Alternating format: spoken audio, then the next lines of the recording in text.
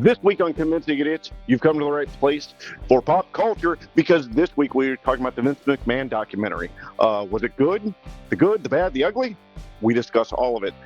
Pink Floyd selling their catalog for how much? We're going to get into that also. And also, a lot of celebrities have passed on in the past couple weeks. We're going to touch on a good amount of them. We're going to give our thoughts, our feelings, and all of that. On this episode 209, nothing more to say, then let's start the show. You guys enjoy your whatever that is. All right, test. Test. Call it again? Convincing Idiots. Convincing Idiots. Called it ham gravy. I informed them that I sided with the stat man, not just anyone's opinion, the stat man Brian Fisher. These kids today, Jingle All the Way is in fact the best Christmas movie of all time. I need to get Grandma a present, and my herpes is flaring up. I got it. Mm-hmm. Yo. I'm the millennial We're Santa. three friends representing three different generations. That's our whole shtick. That's our thing. Mm-hmm. Nick got to hold poop. Mm-hmm. I'm standing in the sea Awesome. breeze, holding a turd, just mightily. I'm just going hitting hats. Anyway, on a lighter note, Welcome to the podcast. Welcome to the podcast. Welcome to the broadcast. Boys and girls, welcome to the show. This is Convincing Idiots. My name's Dean, the Zennial, I'm Brian Gen X. and Nick is having his pubes curled right now, and he will be with us momentarily with a fresh new do. But until Mhm. that, Brian, is just you and I for this time being for the week, I guess we could say. That's right. And since Nick is, all curled up, why don't you take care of his job there? Absolutely, sir. So, tell you who we are. We are a podcast of three friends from three different generations talking all things Oh. nerd and pop culture That's delightful. each and every week, perhaps with or without a drink or two. Join us for that. You might be listening to us wherever you listen to podcasts. You can find us on Apple Podcasts, Spotify, Overcast, Pocket Cast. Wherever you listen to podcasts, simply Your mama. share your Mama Cast. That's right. Just look for the Convincing Idiots podcast. Give us a free follow or subscribe. Give us a rate and review if you can on Apple or Spotify. And Helps fucking do it. others. That's right. Helps others find the show. You might be watching us on our YouTube channel or YouTube music channel at Convincing Idiots. All show information can be found in two main places. Just simply Google Linktree Convincing Idiots. Is simply a page with links to our social media and episodes, etc. Or our website. If you go one place, go there, convincingidiots.wordpress.com. All show information's there. Links to new episodes, bios, our merch store on tpublic.com, ways to sponsor the show. And if you do anything at all, tell a friend, help them follow or subscribe as well. And we appreciate your support.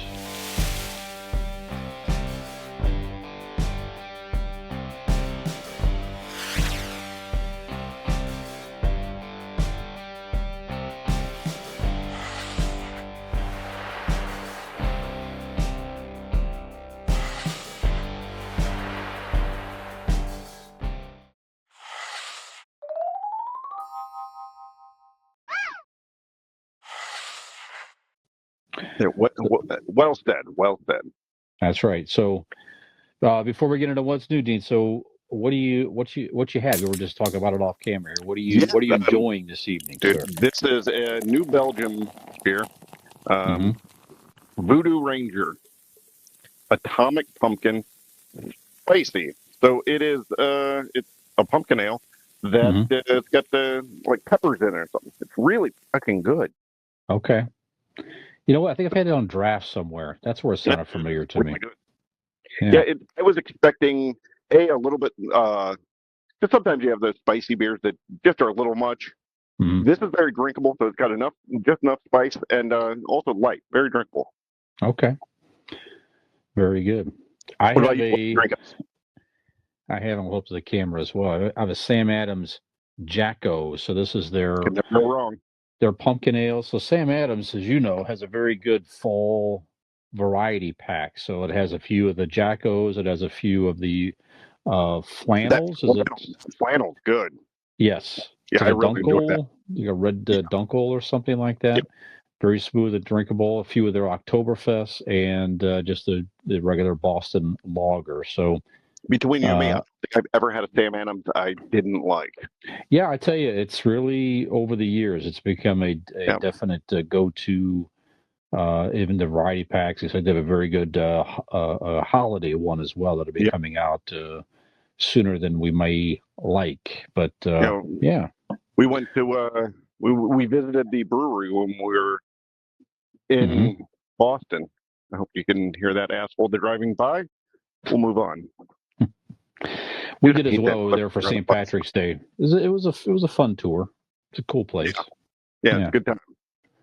So, what's been new over the past week, sir? Well, let's see. I was told multiple times in a conversation / interview that how good my voice is and how fantastic and amazing I sound. My voice itself. So you all know, you've been listening for years and are lucky to be blessed with my voice. Let's see. I almost died in a car wreck today. Really? Yeah. So, all right, get this. I'm driving down the highway. I'm in the middle lane. And I have a semi in front of me. I have cars behind me. And then these two big semis come up on the left and right side of me. And automatically not a fan of this situation. But the one on the left keeps going forward. The other one kind of stays next to me on my right. But the one on the left that goes by has cars behind him and a line of them. And the one that on my right gets up just kind of halfway up on me. And I'm in the big work van, mind you, with multiple kegs of beer in the back. And it comes up on me and turns on his blinker. And I'm thinking to myself, well, I sure hope he can see me. Either he didn't or he didn't care. He started going over. He started getting into my lane. So I had to swerve into the next lane, hoping either that it would be minimal damage to hit a car compared to a semi. So I jerked the wheel to the left. Luckily, that guy swerves, and the guy behind him swerves enough for the semi to get ahead of me, and I have to swerve back into my lane and not get the people behind me. Man, it was close. I've been, I'm on the road the majority of the day, right? You experience a lot of stuff, and I don't get rattled that much, but man, that one, scary. Yeah, that was a lot. Yeah, so I survived that. A little worse for wear, mentally, I guess. And then also, I got a little fun story for you while we're being joined by Nicholas with his freshly curled pubes. Hello, Nicholas. They're so curly. I'm good. How are you? They look good. Feeling spry, feeling young and youthful. You look spry and young. All right, so the next story, the next thing that happened to me today, real quick. I'll make this quick. Oh, I didn't know I was coming out on this. Yeah, sorry. So I'm parked. I'm delivering to this one place. I parked behind it, and what clearly stated that I should not, a sign that says "Do not park here." It's for another place or whatever. I'm like, I'm just going to be real quick. I'm going to run this keg in, come back out. Well, I run back out, and this man's parked behind me where I can't back out. And I'm like, well, I'll wait for him. He doesn't move. After a while, he opens the door, he gets out, and he's probably a good under 5 feet, right? Maybe 4'8". Like he's a small little dude. Yeah, he was a small little dude, old man, kind of shuffles up to me.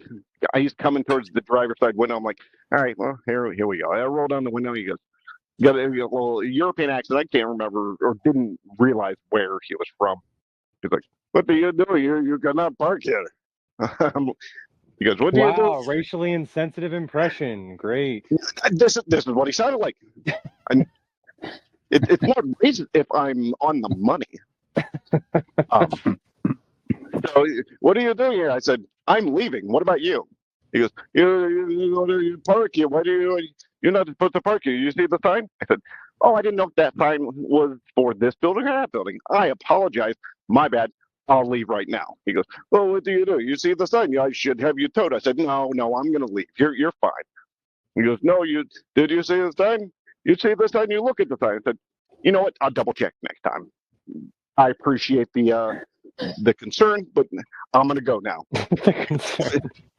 He goes, It sounds like this man will not rest until you are taken away in handcuffs. right. He goes, no, there's signs out there that say why not your rate? I said, you know what? For you, I'll triple check next time. And I give him the finger guns. And boy, that pissed him off. He did not like the wink and the finger guns and the little. So he just kind of steams a little bit and turns around. I'm like, have a good day, sir. And with a big smile on my face, I didn't get angry. I didn't say anything rude. And then he shuffled off back into his car and kind of pulled away slowly. So that was fun. After almost dying on the highway, it gave a little joy to my day. So. And I came in late here, but this man where you were parked? Was he a business owner? Was he a civilian? What was his deal? I don't know if he was just a citizen. I have no clue who he was. Why was he so bent out of shape about you parking there? No clue. I didn't actually ask him. I didn't want to get into that combative of a situation. I was just going to give him a smile and kindness and some finger guns that I knew he wasn't going to like. And, buddy, my gummy just kicked in. I am not trying to get into a confrontation with you. I am trying to go about my day. Nope, I was at work. There were no gummies or anything altering my state of mind. So that's about it from in my neck of the woods. All right. Well, I'm glad you're okay. Well, I do appreciate that. It was a little scary. Yeah, I bet. That's scary. Let's see here. So some just nice family. We're settling into the house here still, so it's definitely shaping up. I'm getting pretty happy with how the basement is getting pulled together here. So I have to have some friends over soon to hang out. This past weekend, we celebrated my lovely daughter's birthday, late. It was the first time we can get together last Friday. I mentioned it last Thursday. 59 Cellar here in Stowe is very nice. So if you're in this area, Stowe, Monroe Falls, Cuyahoga Falls area, go check them out. They don't make their own wine and stuff there, but they have different varieties of wine. They had very good pizza and food and stuff. Very cool place. It's like in an old house they converted to this a bar or a wine bar type place. Very cool. Had a lovely evening. That was Friday. Sunday evening, I learned I didn't learn. I knew it was coming, but Peyton's boyfriend Joey proposed, and Yay! She accepted. Yes, so I gained a house and a lot this year, and I will be gaining a wonderful son. So that's everybody's very happy and excited about the engagement. So Peyton was super happy, and just so nice to see those two. Hashtag PNJ forever. That's it. Forever. That's right. That's right. And then Tuesday evening. That's right. Yep. And Callie. That's right. Yep. That's right. Can't forget her. And then Tuesday evening, we celebrated Allie's daughter Marlo's birthday, 19 years of age. Had a nice family dinner and came back here to the house, hung out with gifts and sweets and everything like that. So it was a very nice evening. So just our lovely girls in our life, it was very nice to spend some quality time with them. And that's it. Just that's the highlights over the last few days. So good stuff. Very Nick, good. Nick, how are you, sir? I'm doing well. First off, why don't you? We've addressed this. What are you drinking tonight? I am doing it's one of the Elysian pumpkin. Which one this week? Samplers. This week is the Great Pumpkin Imperial Pumpkin Ale. This is a staple for me every year. I have to buy the 12-pack sampler. Absolutely.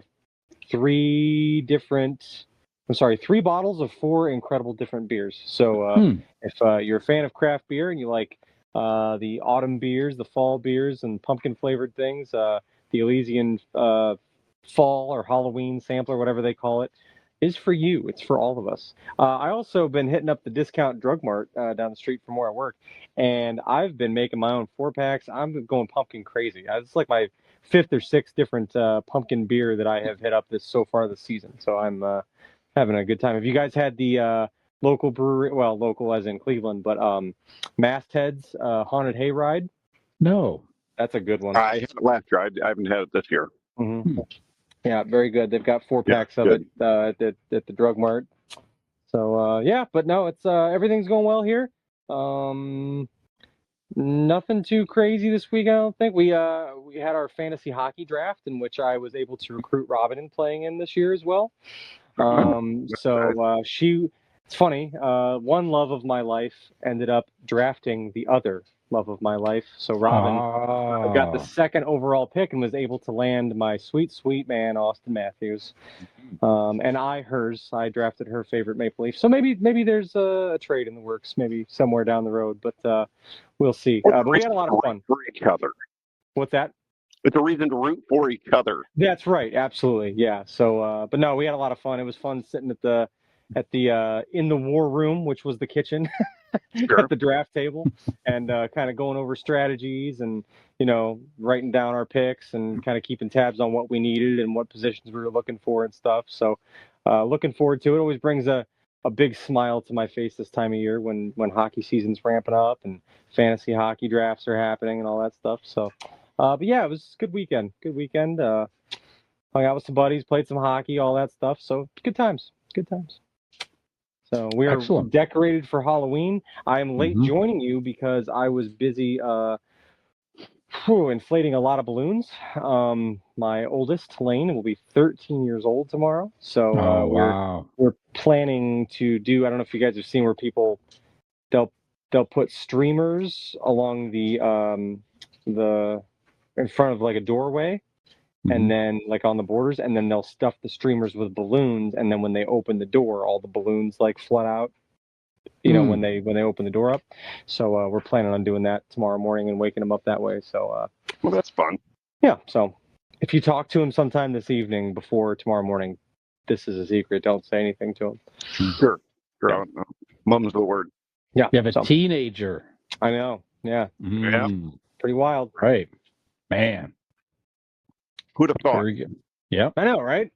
Who would have thought I could keep another human being alive this long? Up until now, I was under the impression that you were still a teenager. So I know. So I feel like they made me stop being one because I had to be a grown up. It's fucking dumb. Yeah. Being a grown up is stupid. Yeah. Super stupid. Yeah. That sure is.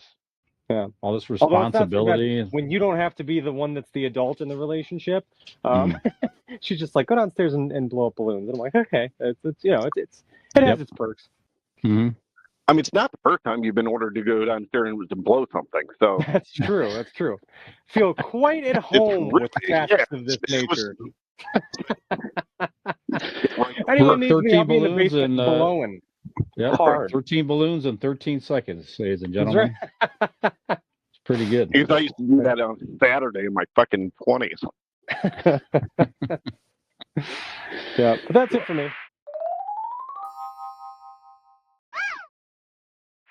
Well, Nick, you watched a lot of stuff last time we met. So what have you watched over the past week, sir? I watched, one of the reboot, it wasn't even a reboot as so much as it was a long after the fact sequel that I was looking forward to a couple of years ago was the new Hocus Pocus when that came out. And I did not see it because my anxious children couldn't wait for me to watch it, so they watched it. And I didn't get to see it until last weekend. And I didn't need to. I wasn't missing anything. Hocus Pocus was a classic from certainly my childhood and when I grew up. And it's this huge deal. Like people love this movie, and to this day, it's such a Halloween classic to watch every year. But this is one like you see a lot of this, and I hope it's not the case with the new Beetlejuice. I know. I don't. Did you both see it or just Dean? I have not seen the new one yet. Okay, so you like the new Yeah. Beetlejuice? Okay, Yeah, I like the original. but so I hope it's not that. But you see a lot of that now, where like there's these classic movies, and then like 30 years later, they come out with a sequel. Hocus Pocus didn't need to do it. It wasn't done well. It kind of came off like it felt like a straight to TV Nickelodeon movie. Like it was not. I don't know. I don't know what else to say other than it didn't need to happen. I feel like they would have been just fine to. Was it a not theatrical ever have to release? revisit. Yep. Well, I think I thought it was Disney Plus. Yeah. Okay. Maybe it was exclusively Disney Plus. I thought it was in the theater, but I could be wrong. Okay. But yeah, it Either felt that way, way. it wasn't necessary. Is what No, I'm hearing. I would not say it's. And actually, I would even go a step further and say if you really hardcore love the first one, just don't. Like, Stay away from me. it's probably just gonna make you mad. Right. So, but I watched that, and then I just sped right through, ate that shit up, the Mr. McMahon documentary on Netflix. I assume we'll have a lengthier discussion here all together. Did Brian? I knew you were watching. I did. Did you see I watched it as well. Yep. I Okay. I watched it in one day. Fantastic. There you go. So, all right. So, what do you think? It was good. It was very good, and I thought it was. I thought it did a good job of being very fair. Little background. Obviously, it's a the story of Vince McMahon. The creator of the WWE, and so I thought when they started filming it, this was originally intended to be a documentary with his cooperation and talking about all these different things. So in recent, over the summer, a lot more stuff has come to the forefront, and at that point, new allegations have come out about him and everything like that. And it's my understanding that at that point, they say in the documentary, he nixed any further, interviews from that point, canceled all that, and he's dealing with all that. So when this was beginning, when it was first being shot, it was a documentary just about him and the rise of the WWF and now WWE, and what he had done for pro wrestling. And it was really cool. Like, I mean, it was really nostalgic for me as someone who grew up such a super huge wrestling fan. It was a lot of fun to go back and watch all that. They did a really good job, I felt, of being fair. Like, right, I didn't feel like they were trying to paint him in a certain light or anything like that. I felt like they did a good job of conveying the information that was there, and then being, upfront and asking him about, early allegations and things like that. What really shocked the shit out of me, like as I'm watching this, right, I remember all of this stuff. I remember it all. Like, maybe it's what's that? Tony Affleck getting his Pekka grabbed. Yeah, that was good. Grab my Pekka. I didn't like him because he kept grabbing my Pekka in the locker room. Your what? My Pekka. My Pekka. Who you gonna? Did you report it to who? Guys like to Vince. Yeah. You don't know the wrestling business. There's a lot of Pekka grabbing going on there. When I watched all of that, I was like astounded. Like, even though I remembered it, like Attitude Era stuff, and I'm like, oh my God. And I'm thinking back to how old I was when this was on, and I'm in middle school. I'm like my oldest age. I'm 12, 13 years old watching this stuff, 11 maybe. And it completely floored me to look back on it, obviously different times, different world we live in, but to look at it with today's lenses and being like, can you imagine having a kid in middle school and letting them watch this shit? Is wild, some of the stuff they used to do. But all in all, it was really good. I mean, obviously, if there was some, if I didn't have special feelings for your mother, I'd question her parenting. Oh, it wasn't my. I don't know that. Well, I mean, my mom was aware, but my dad was sitting right next to me watching it. So, I mean, that's just what we were into and stuff. But yeah, it was. I would have, in hindsight, not hindsight, they couldn't have done anything different. But I would have liked to have heard more about what's going on now, like some of the things that's going on now. And I know that that's information I can find out on my own. But I understand when they set out to make this documentary, it was not they didn't have that information. All the new allegations, there's a lot of newer things Or going that's on. what you want to know about the sex allegations. Yeah, the sex trafficking and all that stuff. I mean, there's like people talk about how horrible some of the stories are now, and it's like it is disturbing, but also like we're all addicted to that kind of. We want to know the dirt. We want to know what's going on. So Sure. that part I'd kind of like to know a little more about. But other than that, like the documentary was really well done. They had a lot of prominent wrestlers in it. I was really impressed with the people that were in it and commenting and stuff. I really enjoyed it. I flew right through it. I couldn't get enough of it. So was very looking forward to it, and it didn't disappoint. It was a lot of fun to watch. Very brought back a lot of good memories as well with growing up watching that. Mm-hmm. Good. So, well, let's keep talking about that. Dean, what did you think? You're probably the biggest wrestling fan here. What did you think? Okay, so that documentary was made for you guys. That documentary was not made for me. And as I say that, and I am a wrestling fan. I follow the product. I enjoy the behind the scenes stuff. I enjoy all of that. So all of that, I remembered, and B, I had heard the behind the scenes stories before. I listened to different podcasts. I've watched different documentaries. So none of that was surprising. I didn't hear anything surprising. It was neat to see it put in the way it was, and it was neat to hear Vince McMahon from his point of view. Although he starts it by saying, "You're not going to get the real Vince McMahon." I mean, he starts the documentary saying, "This is kind of going to be bullshit. I'm going to give you what I want you to know." Right. But as the serious fan, right, there is in me, I like any documentary, the timeline doesn't match up perfectly. Like there's some things out of order. There's some things out of context that they had said that would have made sense if you knew a little bit more about the storyline or the whole story, even behind the scenes stuff. Some of the stuff that they did was cut together. It's documentary. You want the drama, you want the exercise of surprise and shock and all. And like you said, Nick, there was a lot of stuff in the Attitude Era that was shocking and cringeworthy, especially looking back on it now. But to me, it wasn't. It was good. It was a good documentary, put together well. It was well shot. It looked great. It was but it didn't. To me, it didn't give me anything new. Now, once they got the last half hour where they started talking about the sex allegations, like you, Nick, like, okay, this is kind of what I'm tuning in for. They didn't give you anything that they pretty much played news clips.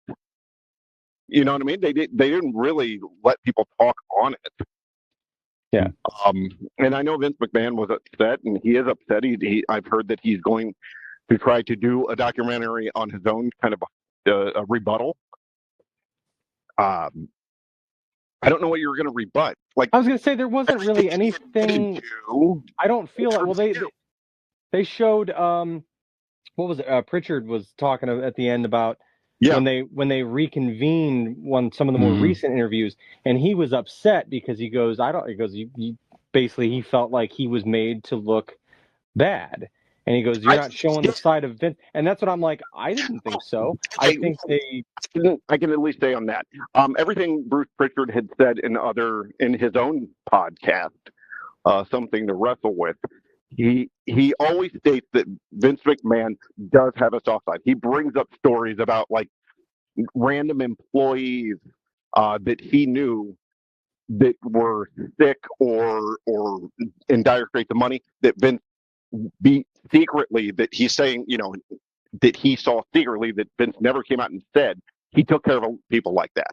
Yeah. He financially took care of these guys that were sick. I mean, that's not excusing all the awful shit he did or said, but I think what Bruce's point was that there is another side that you didn't show. Not that, you shouldn't have shown this, but you didn't show that, like, yeah, as shitty as things that he does or says, there is a human side of him that he does, look out for the people he loves and yada, yada, yada.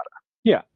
But in fairness to that point of view, they put that in the documentary, him saying that, and I was like, well, they're they're showing the side. They're letting him tell his story. They told a story about how his wife, they gave her like 4 years to live or something like that, and Mhm. Vince made Right. sure she had the best of everything, and like she's still here today, and like he would like to have seen. I think he would like to have seen that in the documentary itself, sure, rather yeah. than him just telling the brief story at the end.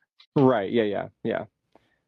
But But and yeah, I think it's a testament to people in general. It's like I don't, and even at no point in watching that did I ever look at Vince and go, "What a monster! Like what an absolute what there a were piece." things he said I in mean, interviews that I found more offensive than showing the stuff he did in the past. yeah, like certainly there are things, but he always kept coming back to everything is in the name of the business and in the name of entertainment, and yeah, it can be looked at that. I don't know. I was not hearing when he said that. It's not what is that what I would have done? Is that how I would approach things? No, but it's why I'd never be able to put something as entertaining as the WWE together. I mean, it makes sense coming out of his mouth that he would say something like that. Like it made sense to me that was his point of view, and I don't know. I guess there wasn't any. I did not come away from that going, oh man, what a piece of shit. Like Is this a bad time to let you know that Brian's going to start a Kiss My Ass Club? There's never a bad time to learn that All information. right. Brian, did you enjoy the documentary? What'd you think? I did. I'm not a huge wrestling fan per se, but he did come across as he's not the best guy around, but like you said, not necessarily the worst. He was just all consumed by building up that empire, and whatever you think about him, right or wrong or whatever his tactics were, he definitely was successful. I mean, he definitely took that league and that entertainment to a whole other level and built something extraordinary that's still going very strong today. I did like the storyline of the WCW and the competition and how they rose up and overtook them and how they came back and overtook them. It's just all that was very, very interesting. So there's some documentaries that goes in depth to that, because that's a fascinating story in itself. Sure. The Monday Night Wars on Peacock, it's called the Monday Night Wars. I think it's like a 6-part documentary series. Okay. You have to check that out as well. So, and you also see though, like you see a lot of these guys that are very successful in business like that, the toll that it takes on the family life as well. You could definitely tell, he chose to do it. He chose to sacrifice a lot with his family and everything, but it was cool to see their perspective as well, so I don't know. Overall, like I said, if you're a wrestling fan, you'll definitely enjoy it. If you're you just like, again, the story of how something gets built up, that's a success in the entertainment world, you'll enjoy it from that aspect as well. So even just general business, if you just have an interest in the business world and how somebody could take something from, there wasn't nothing, but take something with some mild success and build it up to a whole other level and what he had to do to get there. So it's all very Global juggernaut. Yeah, and really sidebar, I mean, whatever you may think of him, and even though he may not be the best role model, but to speak on his family, I fucking love his kids. Yeah. Like Shane and Stephanie they're just the best. I absolutely love them both. Yeah. Yep. Yeah. All right. All right, guys. Good stuff. So I think it's fair to say we all recommend in one way, shape, or form the Vince and Mr. McMahon documentary on Netflix. It's like a 4-part, 4 or 5-part.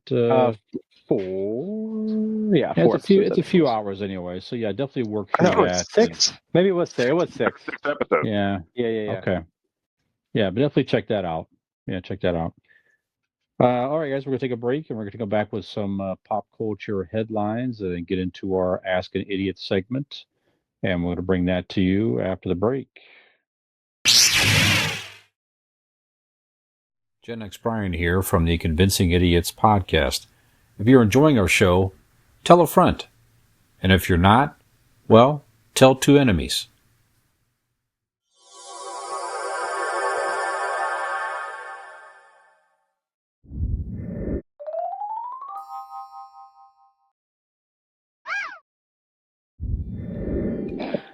All right, welcome back to Convincing Idiots, segment 2. We're just talking about baseball. Is that what we call Off it? camera. Yeah, sure. Stickball. Baseball off camera a little bit. So I am wearing some Cleveland. I'm wearing Indians garb, but the Cleveland Guardians stuff. So our local Cleveland Guardians are doing very well in the baseball season. Second seed behind the Yankees, and they will play the Detroit Tigers starting next week. So go Cleveland. By Watch the the time you small listen to this, speaks, they would have though. already played them Saturday. Yeah. And Watch then the small speak. Go today. ahead. Well, They just, what they're today? playing Saturday and Monday. So they'll be playing today. If you're listening to this as this drops, they'll That's be playing right. tonight. So That is not correct. go, but went. Cleveland went, and then it's Went. going still. Go Going. went Cleveland and go Still going going. and still going Yeah. Cleveland. All right. That's right. That's right. Okay.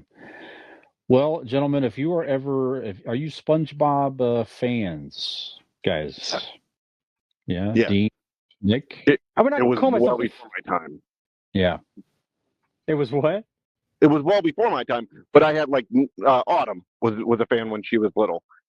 My niece, so I kind of ended up watching it, because it was in the room, and you realize one of those, there's a lot of adult kind of humor Sure. hidden in there, and so yeah, I enjoy SpongeBob.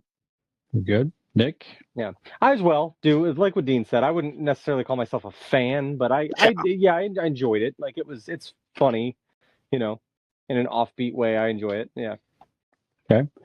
I was a fan as well. I was right around. I was at Peyton's young age, SpongeBob. So I definitely watched a lot of SpongeBob as she grew up, the movies and everything. I had, SpongeBob pajamas, the whole bit. So still enjoyable Actually, character. pajama bottoms of SpongeBob now. Yeah. Why not? That's fine. Right. Well, if you go to fine. Wendy, yeah, Thank no, you. it's Dean's like, I know. I don't need you to tell me that. It's good. I felt good about it the whole time. Well, starting October 8th here, gentlemen, if you SpongeBob, there's a collaboration with Wendy's fast food chain. So they're going to have a Krabby Patty collab burger at Wendy's, and they're also going to have a like a pineapple frosty with SpongeBob themes as well. So Is it Krabby Patty? Is it going to be made of crabs, or they're just calling it a Krabby Patty?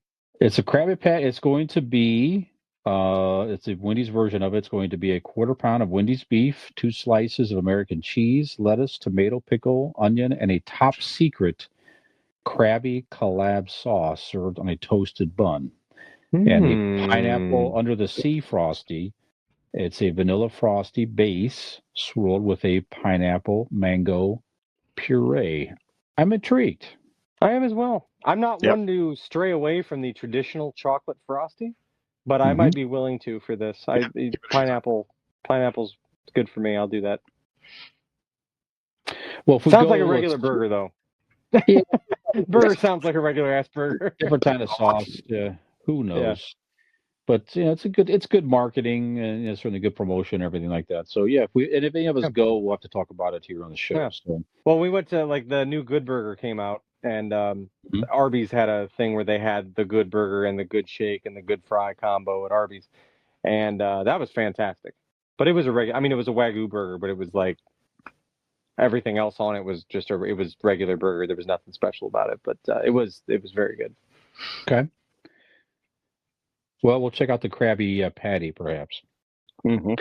We talked about Oasis going back on tour here, guys, recently. Story caught my eye. I like this a lot. They have announced that there's not going to be they're not supporting what they call dynamic ticket pricing on the tour. So basically, if a ticket seller adjusts the cost, then there's some stipulations around it, basically. So the whole idea is to keep their ticket prices more affordable. So I like it. So I think it's something where, it definitely shows support of the general fans and is trying to make sure that resellers are not gouging their fans. So I don't know necessarily all the particulars around what the caps are, but the fact that they are announcing it and supporting it, again, there's something to it there. If you must have to be able to accept dynamic pricing or not, or something like that. And they're saying Interesting. no. Yeah, so take note to different bands out there. This is a way that you Yeah. could help keep ticket prices down. I did not know that was a thing you could do. And also, I always took those blokes for a bit of wanks, but apparently that was just because they, it's the bickering and the fighting and the Mhm. fucking dumb shit. I just always figured they were kind of like, prima donnas and like kind of dicks or whatever. But that's pretty cool. That's a cool move. Absolutely. Well, let's see, you guys. I'm going through the. For it. Go ahead, please. I was just gonna vamp while you're looking up the next thing. Go ahead, please. So yeah, like Nick said, I like the idea. I think some of these bands, especially the older ones, that are kind of almost coming out as a reunion tour, really should. I know you're going back for money. I get that. Let's say that defeats the purpose of what they want to do, probably. But you can still make money without gouging the people that have supported you for 30 years. Yeah. Mhm. So I think I think it goes without saying that it's a good thing for the consumer, but I also still think it's a goodwill gesture on their part. Sure. Absolutely. We've talked about, guys, some of the recent music catalogs being sold. We talked recently about Queen selling their catalog for like $1.2 billion. Just announced here, Pink Floyd is selling their music catalog to Sony. You want to take a guess at the Pink Floyd music catalog? Okay. What was Queen's again? Queen's is $1.2 billion, and that was a few months ago. 1.2 billion. Mm-hmm. I'm gonna go 2.1. Ooh, I'm gonna go 1 billion. Oh, okay. My guess would be less than Queen, but not a ton. Okay. Brian? 400 million. Oh, wow. Jesus. That's a lot less. Yeah. It's a lot less. They And said I mean, not to disrespect, but like, this is personal preference. It should be. I don't know. I've never understood the draw of Pink Floyd or why people like them so much. But I feel like just on musical, well, I shouldn't say music because they're tremendous musicians. But I don't know. Queen just strikes me as this epic kind of otherworldly. I feel like Queen is a bigger band than Pink Floyd. But I know that's not really a correct statement because in their own pockets and in their own ways, they're probably pretty on a similar plane. But if you were to ask me, I would think I would value Queen's catalog higher than Pink Floyd's, personally.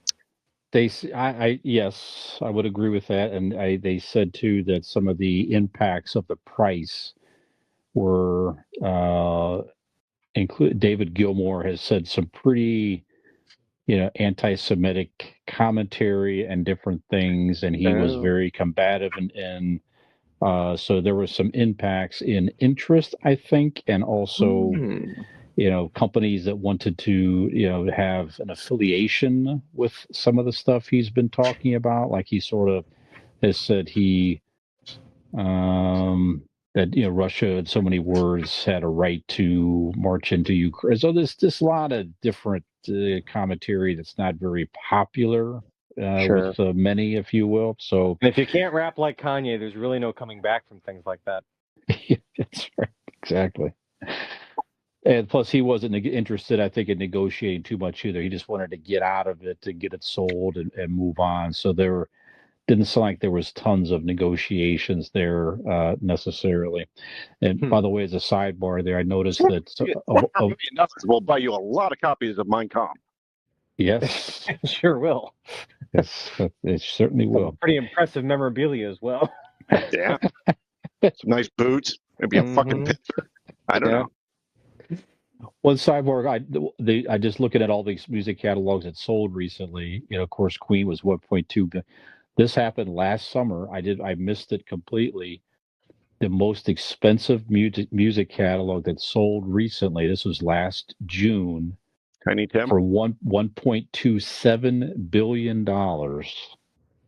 The Cars. Really? How about that? Yeah, the Cars, Interesting. the Rick Ocasek estate Yeah, included the Cars catalog and anything that Rick did solo wise. 1.27 billion. Good for the Cars. yeah. I mean, Sure. if you can get it, get it.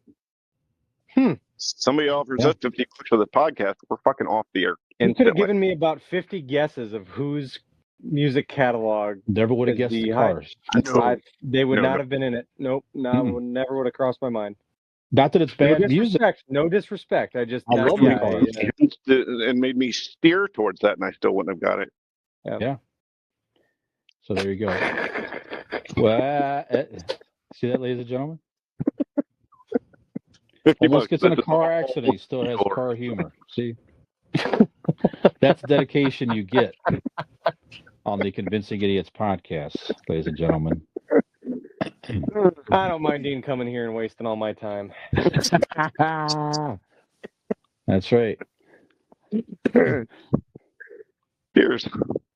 Well, guys, unfortunately, we've had a lot of deaths in the world of sports and pop culture over the last couple of days. Sorry, I had to have a drink of water.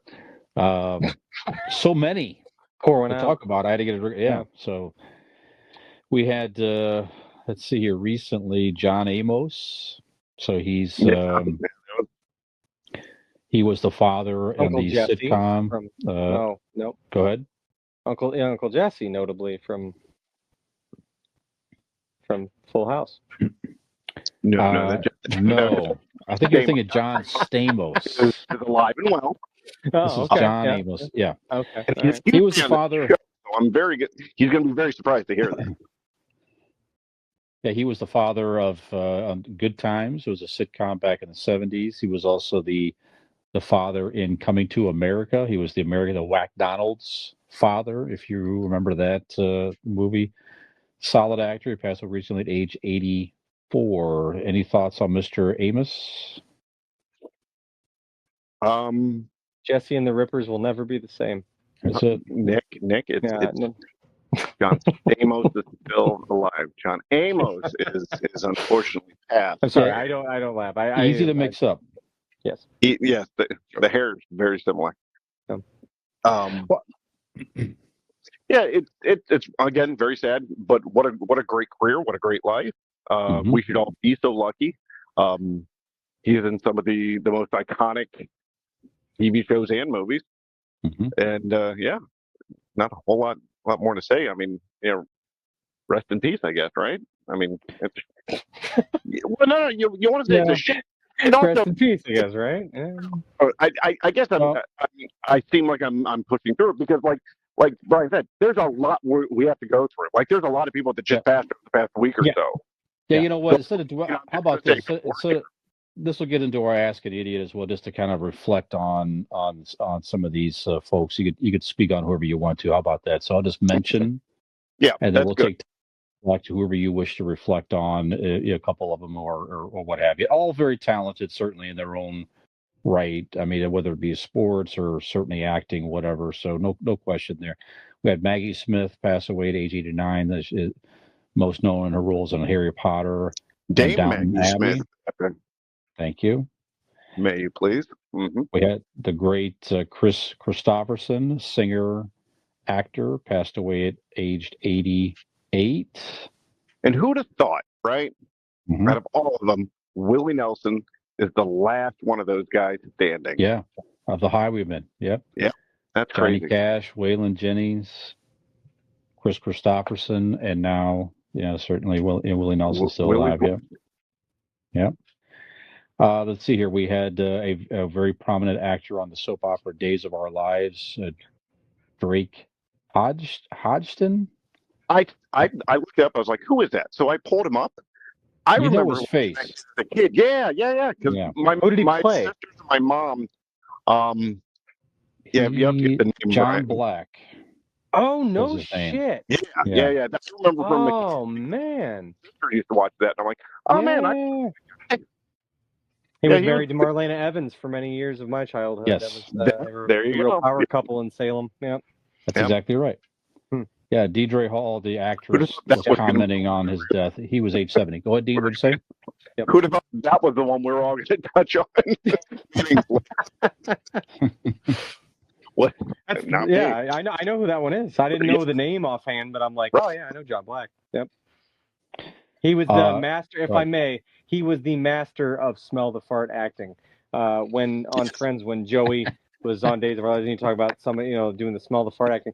We would, and this is no discredit to the man's work, but he was an incredible soap opera actor. He really was, and he was on Days of Our Lives for many years. My mom was a big fan. I watched it with her a lot. But he would have these long dramatic pauses, and he would look to the side, and like his eyes would kind of squint. And I could still see and we would always be like, "Oh, he's doing the smell the farts. He's smelling the farts. Oh, someone let a good one go," because he'd always, But he was truly masterful at the smell the fart acting. Very good. Just like Dean's comedy. That's right. Yeah, very similar. And it sounds like first too. NBA basketball Hall of Famer Dikembe Mutombo passed away. Brain cancer, poor man. 58. Yeah. You want to talk about one of the all-time greats, one of the all-time great big men of the NBA? Man, that's very sad. Yeah, he was just a legend, fucking absolutely legendary. Yep. He had passed, actually, he's from the Congo. He'd passed the same day that a lot of NBA media days were going on. Mm-hmm. And, I'm a Raptors fan, so I was listening to all like the Raptors media day stuff. And, our president, Masai Ujiri, is known for, he has this Giants of Africa thing that he does, and he goes over to Africa where he's from and, puts on these basketball clinics and stuff like that, and was very close to Mutombo, and he got real choked up talking about him and had a lot of cool stories about him and stuff. He said one of the things he always remembered about Mutombo was after he had just gotten promoted to president with the Toronto Raptors, he had gotten on a plane, and Masai was wearing his, just sweats and stuff like that. And Dikembe came up to him, and he was like, "You just got promoted, right?" And he was like, "Yeah." And he's like, thinking he was going to give him a congratulations, and he goes, "You should really start to dress like it." It's like, "Why are you wearing sweats?" He was just, so always an ambassador of the game. You know what I mean? And was always just what pride he took in being an ambassador of the NBA and where he came from and all that stuff. Just in everything you hear about him, just truly embodied a gentle giant. Just an incredible guy, big heart, fantastic human being. All the wonderful things he did for charity and humanitarianism. He was just fantastic. So. Yeah, it's a very nice quote from his son, Ryan Mutombo. He said, "My dad is my hero because he simply cared. He remains the purest heart I've ever known." Beautifully very nice. said. Yes, absolutely. And local Ohio kid who went on to become the all-time hits leader in baseball, Pete Rose. He's from Ohio? Passed away. I think so. I did not know that. I thought so. Yeah, and played for of course, the Cincinnati Reds for many years. Played on what they called the Big Red Machine teams of the 70s, who won 3 World Series with some of the all-time greats of baseball: Johnny Bench, Dave Concepcion, George Foster, Ken Griffey Sr., just Tom Seaver, just a tremendous team they put together back then. And then he went on to win another World Series with the Philadelphia Phillies back in, I think, 1980, something like that. So then he came back to manage the Reds as a player manager, one of the few people to ever do that. And as you probably know, even if you're a fringe baseball fan, he was caught betting on baseball, betting on his own team, and they banned him for life, banned him from baseball for life. He denied that he bet for many, many years, and then finally he did admit it, and they never let him into the Hall of Fame to this day. So we'll talk about that here in a second. Doing a callback to another thing that we talked about. He is, in fact, in the WWE Hall of Fame. Really? That's how I know He- Pete Rose, getting tombstone in the chicken costume. And by Kane 3 consecutive WrestleManias. I think it was WrestleMania 14, 15, and 16. He came out and kind of played his bad guy part, and the wrestler Kane came out and tombstoned him all 3 times, and he was inducted into the WWE Hall of Fame. Wow. Yes, he was born in Cincinnati, Ohio. Oh, that's cool. Yep. How about that? So, well, guys, as again, we've done some reflections a little bit already. So we'll just, any of these passings you wish to reflect on in particular. Dean, why don't we go to you? Pete Rose. Pete Rose was one of the greatest players, greatest baseball minds in history. Not just, there is a video out there of him, I think he's talking to Frank Thomas and maybe Ken Griffey Jr. I can't remember who the third guy was in that conversation, but it was him like just going over baseball fundamentals. And and you couldn't get a better clinic than these two, masters and Hall of Famers themselves listening and just getting a clinic from the hitting champion himself. Like it's what he knew about baseball. It is a shame the black mark on his career because of betting. And I'm sure he has said, and it did say that how much he regretted it and how unfortunate it was. But I'm torn on the Hall of Fame thing. He admitted he did it. You bet against your team that you're coaching. Yeah, I'm sorry. He didn't do that. He didn't admit it? No. He bet on his team is what he claimed. He never bet for his own team to lose. Okay. Yeah, somebody had said that just recently that he admitted to betting against his team. Okay, well that I'm not aware of, so that could happen. Then I thought it was not. Anyways, go ahead. That's a big difference right there. That is a big difference. It is a big difference. If he bet on his team, I think the guy should be in the Hall of Fame. Yes, I know you shouldn't be betting. Gambling as a player or a coach goes back to the Black Sox scandal back in the early 1900s. It's just wrong, and he shouldn't be in the Hall of Fame in general for that. But it's Pete Rose. I mean, what he did as a player on the field is just unmatched. So that's what what I've just heard, and I'm not fully. I always thought Pete Rose, when the gambling scandal happened while he was playing, I was not aware that was after his playing days. So I don't understand, why he was a player manager. He was a player manager. Oh, okay. Never mind then. I was going to say if it was after he was done playing, I don't understand why you can't be inducted as a player and not, as a manager and whatever. It's because of what he did to the game itself by coaching a team, by being the manager of the team, and betting at the same time on that game. And then you get into if he bet against or for. If it comes out and what this idiot the other night told me and mentioned that he'd bet against the team, 100% shouldn't be in the Hall of Fame. I mean, that's throwing the game and the integrity of the game is ruined, and that I understand keeping betting on his team to win. That's just showing support. Yeah. Well, and that's like you go. I mean, that's because you believe that you're gonna win and you're trying your best. Is what you should be doing anyway. Yep. Right. Yeah, Tony Kornheiser on ESPN. Yeah, I like listening to him, but he said it well. I think it was even today on the PTI or yesterday on the PTI podcast or show, which is also a podcast. Yeah, that's what the plaques are for in the Hall of Fame. Let all these guys in. Put all this information on the plaque. You can't take away from his accomplishment. He did. No one ever accused him of cheating hitting, right? He did legitimately had the most hits never got caught of using performance enhancement drugs. None of that stuff. He just played the game hard, and like you said, the longevity and everything else. He did legitimately have the most hits in baseball. Put him in the Hall of Fame. Damn near like a Put a football whole player. display about his scandal and his fall from the game. Put it all there. Yeah, let everybody read about it and learn from it. Yeah. Anyways. Right.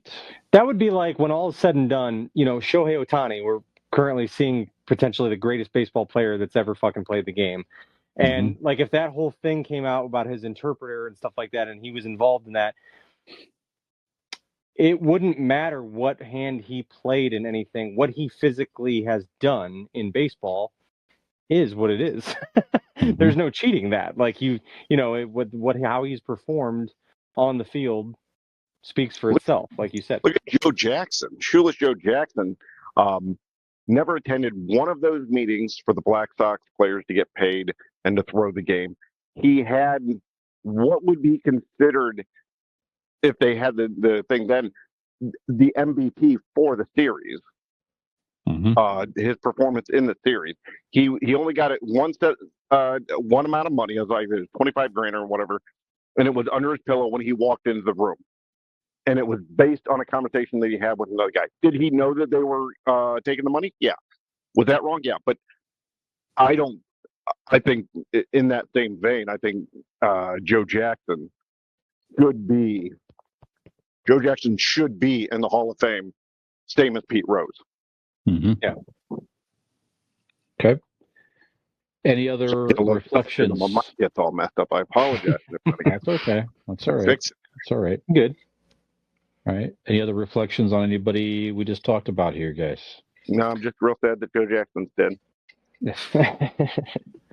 Yeah, there was some of those obviously Pete Rose and Mutombo I had heard of. I hadn't heard of some of the other ones there, but like I said, Mutombo was the one that for me, just growing up watching basketball and stuff like that, that was a tough one. But yeah, so definitely those were like, I think Mutombo and Rose were like a day apart, weren't they? Yeah. Pete Rose ironically passed away in the last day of the regular season, so he didn't make it to the playoffs this year, and some say that was sort of an odd, ironic time to pass. So like Bob Barker living in '99 didn't quite hit the 100 mark. That's right. Also the guy from John, what's his name? He was in was it not 48 Beverly Hills Cop. Beverly Hills Cop, yeah. That's right. He had the older actor, the captain he played the police chief in the newest Beverly Hills Cop movie. Okay. You're right, he passed away as well. Yeah, Kris Kristofferson too, guys. He was another one that there weren't a whole lot of singers who had any type of prominence in movies necessarily. There are definitely some, no question about it, but he did fairly well in some pretty big movies in his time here. So I knew of him early on as a child as an actor. And then I learned that he was a singer. So yeah, everything I knew as a little kid was of an actor. Yeah, the movie A Star Is Born, the recent version of that with Lady Gaga and Bradley Cooper. Yeah, certainly was a huge hit. Lady Gaga. But he was in one, A Star Is Born, with Barbra Streisand in the '70s, which was a huge hit in itself. So. And he was just a cool dude. Like, whether it be music or any film that he was in, but just looking at him with that, he had some of the coolest fucking hair, give me the hair and the beard. He just was, to me, even as a kid, you just look at him like that. That is what fucking cool looks like. He is on the Sam Elliott level of cool to me. Yeah. Yeah, absolutely. And if some may know him in the Blade movies, so he played, what was the guy's name? It was Blade. Or something like that, right? What's that? Was he his mentor? Was he Blade's mentor, or Yes. something along those lines? Yeah. Is it Whistler or something like that? I can't seem to find it right now. We'll look that up here. But just he was great in those movies. The first, Weren't you? what's that? Nick was known as the Pissler, wasn't he? The Pissler. Right. It's Yeah. the Rizzler. Oh, my bad. I get it mixed up. I'm sorry. Boy, is my face red. No, but certainly he was a big part, big supporting role in those movies. And as we've talked before on this show and otherwise, that those Blade movies were really the first huge Marvel movie hits back in their time. So if those movies wouldn't have hit, then we may not see the Marvel universe as it is. So certainly Wesley Snipes and Kris Kristofferson were key stars in those movies. So one could argue that Kris Kristofferson helped build help launch, if you will, the Marvel universe from his role in those Blade movies. Look at the timeline. If you didn't have Kris Kristofferson, there would be no Agatha all along. That's right. That's right. Mind blown. You're welcome. Yep. Any other reflections here, gentlemen? I don't think so. Not for me. All right, well, gentlemen, some good discussion this evening. We certainly, rest in peace to all the prominent figures that passed away. So, guys, we've had some, other segments ran a little bit long tonight, and we're not going to get into our main topic this evening, but that's okay. Because we're a bunch of long-winded bitches. That's right. That's all right. So we're going to give you a gift this evening. Yeah. Our gift to you this evening is that we're gonna end a little not that much shorter, but we're gonna wind down here and save our main topic for a future episode. Right. So, Nick, yes, do you mind taking us out, please, sir? I don't mind. Give it to us. Well, I can tell you where to find us.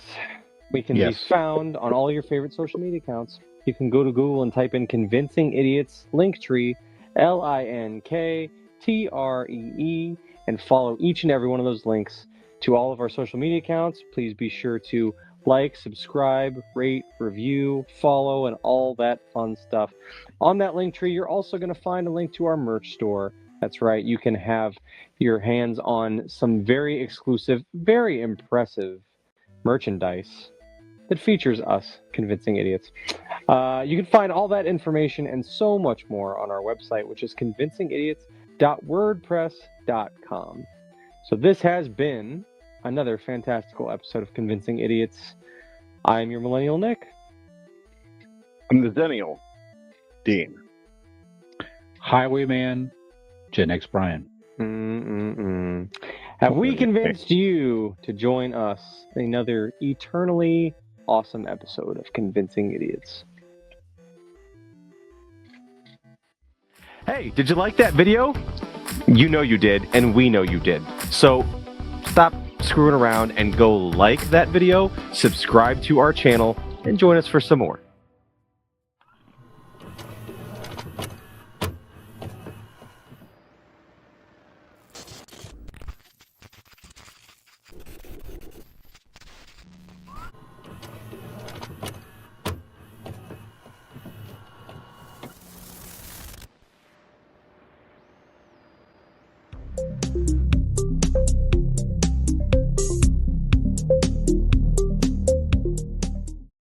Ham grape.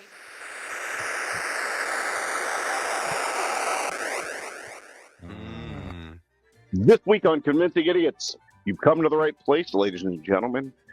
We talk about the Vince McMahon doc today. We get into how our feelings are about it, what it looks like coming out of it, and we also talk about Pink Floyd. Pink Floyd has sold their catalog of music. For how much? Well, we're going to take a guess on that. And then we actually get into a lot of people dying. Let's face it, the past 2 weeks, we've had a lot of celebrities dying, and we get into that quite in depth. So with that, hold on, listen right here, and let's start the show. I didn't like that one bit. Not one fucking bit. Not one. Boy, you were dragging that fucking body bag across the fucking finish line. It was like, Jesus. why I found it so funny, but you were like, the Mr. McMahon documentary, like, we thought about, like, what it looks like coming out of it. And I was like, what the fuck is that? That's where the fucking wheels fell. I'm like, God damn it, what am I even saying this for? Like, what? What does what look like? Coming out of what? I don't know. I don't know.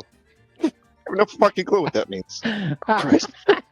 I don't want that. Click. Skip. Next podcast. Fucking, I don't want whatever this is. We ingest the Mr. McMahon We swallowed documentary a lot of it. and see what comes out of us. That's right. That's right. It's a Ladies and three-way gentlemen. conversation. We're going to human centipede this whole fucking. I feel like the three-man human centipede would have also been a great fucking name for this podcast.